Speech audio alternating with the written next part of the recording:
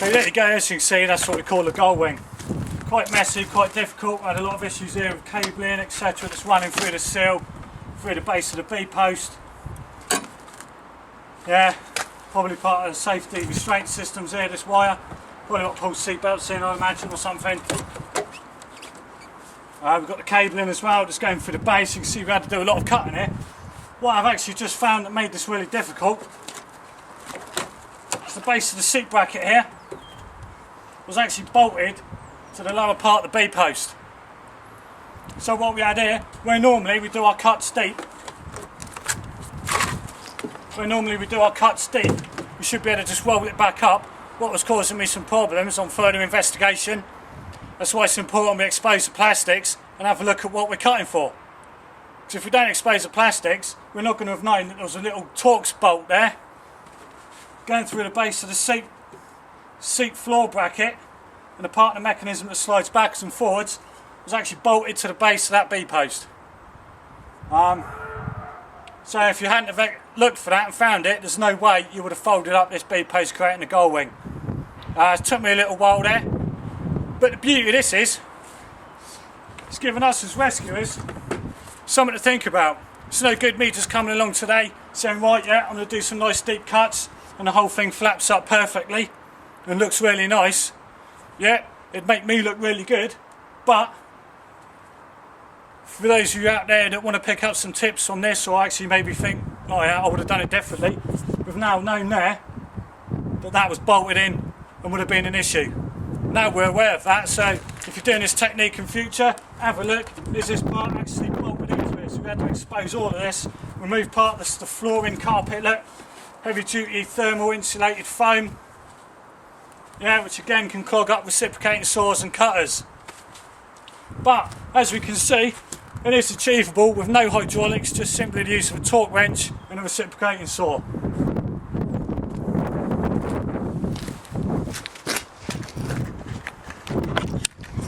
Just have a look now, I'll take you in and show you. We've got the bolt hole here.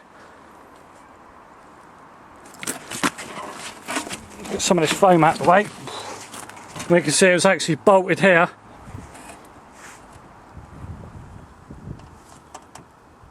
Yeah, part of the seat bracket, look.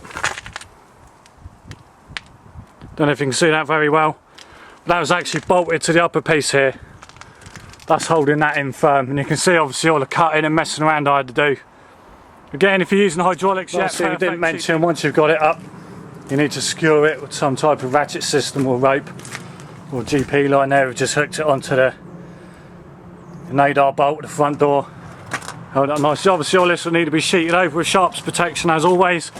I haven't done it today because I'm on my own and I'm trying to save time. All this sharps, all this debris. Yeah, a bit of B-post sticking up there. Possibly if we were using hydraulics we could have done a nice pie cut there and we wouldn't have had all this sticking up in the way. Okay, but we have, no problem. We'll just cover it up with some sharps. Okay, what we're going to try and do now is a technique. Well, hopefully this will work. Where should we have a vehicle on this side, we can't get to the other side of the vehicle. We've got a casualty in the other seat on the other side of the vehicle. We want to get some room. One of the techniques we've just done is complete side removal. There are many other techniques, but what we're going to try to do now is a technique where we do a further cut along here, then we actually fold up this section of the vehicle and take the whole seat up. We'll see if it works, it might not, we'll have a go, see what happens.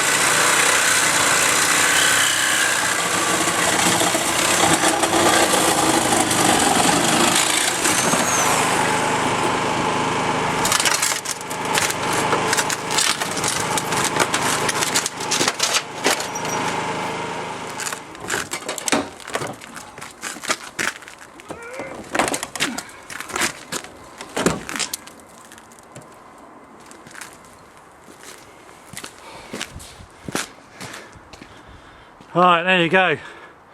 After all that, we've folded the seat up. It's not up massively.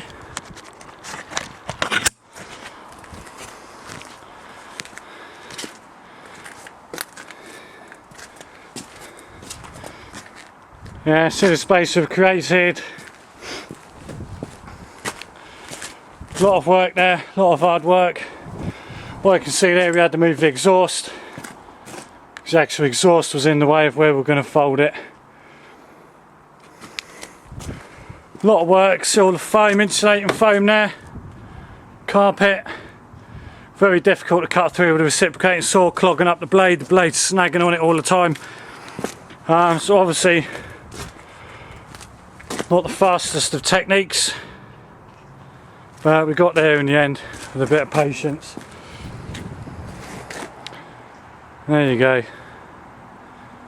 Obviously again secure that away, giving you roof to the casualty on the other side of the vehicle.